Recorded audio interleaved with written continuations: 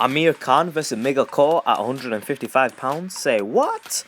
Yo guys, what's up? So Amir Khan tweeted, stylistically, Cotto would be a great fight for me. He's a great champion. Just imagine that fight in the UK. He tweeted before that for the middleweight title at 155 pounds. Now, whoa, yo, this is I wouldn't have even like thought about talking about this because I thought it was something that's kind of like it would be ridiculous to talk about because Amir Khan's he's fought at 135 pounds, 130 pounds I think, yeah, and 155, 160 pounds you're talking. For the middleweight title is 160 pounds, right? But he's talking about a catchweight at 155 pounds. I mean, Amir Khan's just moved up to welterweight, but man, you have to listen. I don't understand how people can even. You know when people say Amir Khan is scared of Kell Brook? Like seriously, man, I just don't get it because Amir Khan, he can't you guys see what he's after? He is after the big mega fights. Can't you guys see that? Mayweather, Pacquiao, Cotto. That's what he wants. He desperately wants the big mega fights. And can you not? I can't. I'm not gonna knock a fighter who wants to do that. So, 10 points for guts, for balls, because Amir Khan even calling out Miguel Cotto in an era of boxing where fighters don't really call each other out. And I think Amir for his next fight really badly wants a mega fight. I think he's had his build-up fights. He's established in 147 and he's like happy with his weight. He knows he fights better when the weight's heavier. And I think he now just wants to fight one of the big names. And the thing is for me, people look at Cotto like a 160 pounder, but he's not. He's a 154 pounder who just adds on an extra pound. And Amir Khan knows that, right? Now, Amir Khan, if he bulks up a little bit to fight Cotto, you know, Amir Khan's got the frame. He's got the frame. He's got weight behind him. He knows how to. Tony Brady and himself know how to add weight to Khan. But the thing is, when you fight a fighter at them higher weight classes, the thing is, like someone like Canelo is carrying some natural 154 power, natural mega power.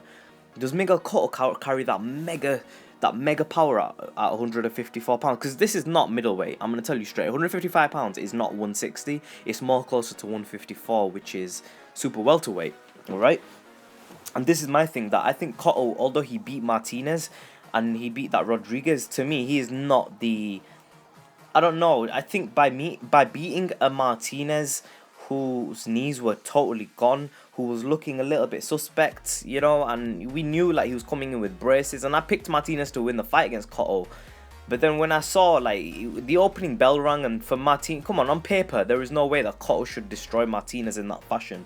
And so to me, it's very clear, and I give credit to Cotto where it's due, but I still think that it was more to do with Martinez and he's being shot. I mean, that many knockdowns of a world-class fighter like that, I mean, it's just, you know, it was like Danny Garcia versus Rod Salka. You know, that stuff doesn't happen at elite level unless there's something wrong with the fighter. So for me, I think like Miguel Cotto, he was coming off a loss against Austin Trout, and I understand he's improved, and I do like the new Miguel Cotto who's coming out with the body shots and he's rough and he comes forward, and you know, I like the new Miguel Cotto under Freddie Roach. But has he improved that much that he's gone from losing to Austin Trout? I mean, this is an older Cotto now, still older, you know, to doing a few things with Freddie Roach, and now he goes and beats Sergio Martinez, who's fully 100% healthy. No, I don't think that's the case. I think the Martinez he beat was maybe a 60% Martinez, maybe 70%, maybe 40%, who knows. But it definitely wasn't 100% Martinez. We know that for a fact. So, you know, when you got braces on your knees, I think, like, personally, Martinez was shot because he annihilated him from the first round. But you've got to give Cotto credit. Now, back to Amir Khan. This is all about weight. And for me, I think that Miguel Cotto is definitely carrying some serious super welterweight power at the bare minimum, 154 pound power. And Amir, he's just got some fucking balls for calling him out, because what happens now if everyone starts saying Amir fight Cotto?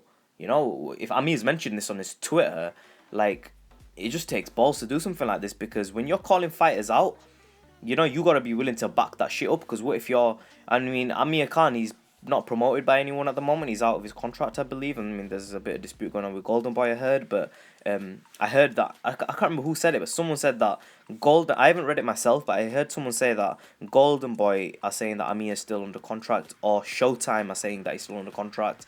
But from what I know, in the larger picture, Amir's a free agent right now. He can fight where he wants. and how he wants. The only person that he's obliged to, from my understanding, is Al Haymon. So, I mean, what happens if Al Haymon says, Amir, you called out Cotto, right? Well, let's fight him. I don't think Amir's going to say, you know what, I just did that for a publicity stunt. I think Amir's going to have the... And I don't think, like, if you look at Amir's past career, you look at him, I mean, you know, people look back and they think, oh, this guy was the bum, this guy was... But you got to look, I mean, you can't look at a fighter from how we see them now. You've got to look at what that fighter was at the time. Do you get what I mean? You've got to... Like, people can easily say that, you know, say, for example, I don't know, I'm trying to think of a recent example. What fight did I recently see? I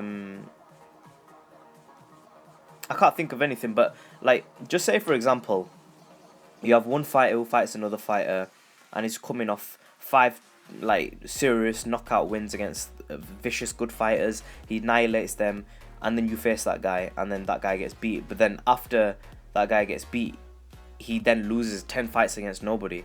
Do you know what I mean? You can't blame the fighter that took that fight and beat him, because he fought a fighter coming off several wins. And people are going to say, oh, he's a bum, he's shot and this and that. But really, you know, you got to give credit where it's due.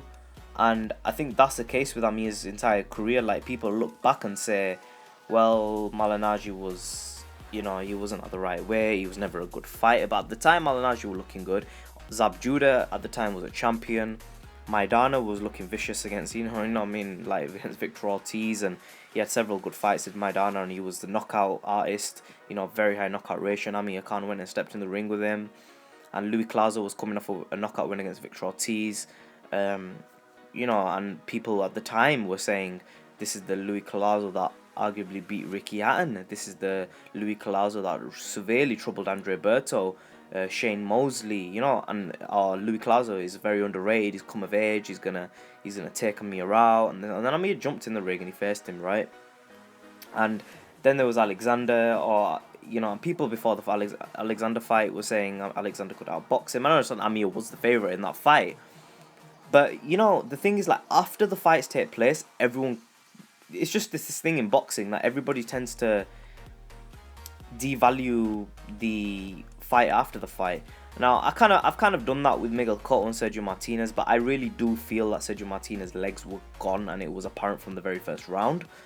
But back to this thing about Amir Khan versus Miguel Cotto, I just think Amir Khan, by him calling Cotto out, it takes balls, and that's it. Like, that is where respect comes for me for fighters in boxing, because in an era today where fighters are ducking fighters, it's incredible, but it's what's happening.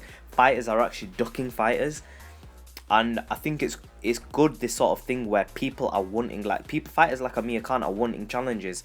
Do I think that Amir Khan stands a chance against Cotto? I think he stands a chance, but I think, I'm just going to say off the bat, I think it's a difficult fight, because I know Cotto can bang, he can punch hard, and I think the new Amir Khan, maybe he might be able to use his legs and maneuver around the ring really well and outbox Cotto. But we know Cotto has some vicious power, and I'm to say it straight, he could knock out Amir Khan within 3 rounds. He could end Amir Khan, because Amir's coming up. I think, like, this is all I'm gonna say, and I think people are gonna agree with me. Built muscle through weight training, and natural muscle, what you've gained over time, they're kind of 2 different things. If you have natural body weight, and then you've got muscle that you've built, the power that you've built from weight training it'll translate if you do it right, but it will never translate to natural muscle gain, natural weight gain. You know, like something that you can't control that just naturally adds onto your body, a natural weight that you're at. Like, you look at Maidana, look at Keith Thurman. I think Keith Thurman's a good example. He's a natural 147 fighter. You know, he doesn't do weight training to get up to that weight. And look at his power. I think Amir Khan fighting above 147 pounds right now, I don't think is the jump he should take. I don't think that it's the right move. I think Al Haymon, if he was, and I don't think Al Haymon will throw him in there with Cotto, but I think if he did, I just think it's a bad move, and it's very risky, and it's not a risk, and I'm all for risk in boxing, but I mean, why? Amir Khan hasn't fully even established at 147 yet. He's had 2 fights at 147. I think he needs to have maybe 3-4 fights before he even thinks about moving up. Dominate the weight class that you're in, There's several fights out there for Amir. 147 is the main weight class. There's no reason to move up to 154 and 155, 160. If Amir does it, I'll support him fully because it takes balls to do that.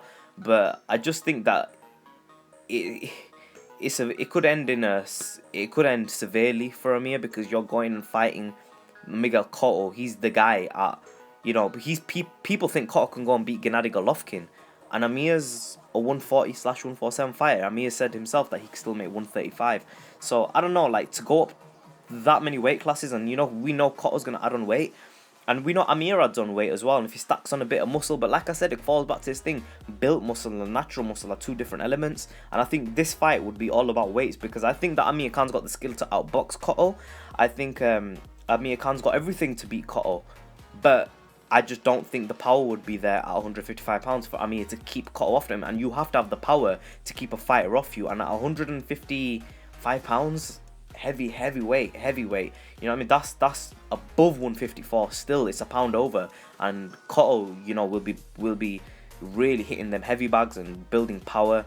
And we know Freddie Roach knows Amir and certain habits that Amir still will have, even though he's under Virgil. And I think Cotto and Cotto's camp will try to expose that, and the little flaws in Amir's game which maybe still exist today that maybe we don't see, but maybe Freddie Roach sees it, And I just think, although it's a big fight, and it would be, and I would love to see it. And I would not write Amir off, but difficult fight, extremely difficult, and I think Cotto would be the favourite in that fight. But I don't make predictions till the fight's close, and we don't know how Amir would be looking. I mean, what if Amir stacks on some serious size on his legs, on his core, and he's hitting really hard? You don't know. Like, he's got a severe speed advantage as Amir in foot speed and hand speed. He might just outbox Cotto for 12 rounds and not get hit with anything. I mean, he fought Devin Alexander. Devin Alexander wasn't able to catch him at all in the fight. I don't remember Alexander ever landing flush on Amir's chin. And at the end of the day, if Alexander, who's a better boxer than Cotto, in terms of just boxing, like in terms of points, a points winning fighter, and he wasn't able to even catch Amir, I think maybe Cotto might struggle. But the thing is, Cotto cuts off the ring a lot better than Alexander. He's a much better come forward fighter. He's not flat at all on his feet. He's fast coming forward. He knows how to cut the ring off. He knows how to attack, mix a body attack and a head attack. But this is boxing, win or lose. Good fight, why not? You know what I mean? It's a risk, but I don't see why not. If Mayweather and Pacquiao fight, why not? Let's see Amir Khan versus Miguel Cotto, 155 pounds. It's crazy to even fathom something like this, but yo, it's boxing. This is what boxing needs. It needs balls. I mean, I'm loving this whole thing with from what I'm seeing from Al Heyman at the moment recently. I'm loving what I'm seeing, because you think about it, NBC, is it NBC? CBS? I don't know, man. The large channel that boxing is now shifting towards. I don't live in America, but we're looking at the music that Hans Zimmer has got some music that he's making, and I love Hans Zimmer's music. If you guys don't know Hans Zimmer, he made the music for Batman, for Superman. He made the really classical music for Gladiator, and Hans Zimmer, I love his music when it comes to theatre, and when you're watching a movie and it's an emotional scene, and for him to mix Hans Zimmer with boxing, you've got to give Al Heyman credit for that, because I know Al Heyman will have something to do with that. But let me know what you guys think. Leave your comments in the section below. Make sure you subscribe as always. Amir Khan versus Miguel Cotto. I had to do a video on this. It's just crazy thing to even fathom a fight like this. But Amir Khan's tweeted it, so I've talked about it. I think it's I don't think Amir should move up past 147 just yet. I think there's plenty of fights. And you know what? I'm gonna go against. Although personally, I would like to see Kell Brook versus Amir.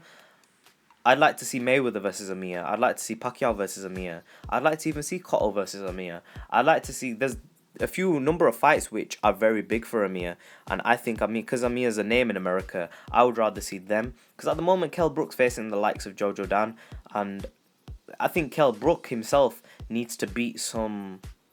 I think he's beat Sean Porter.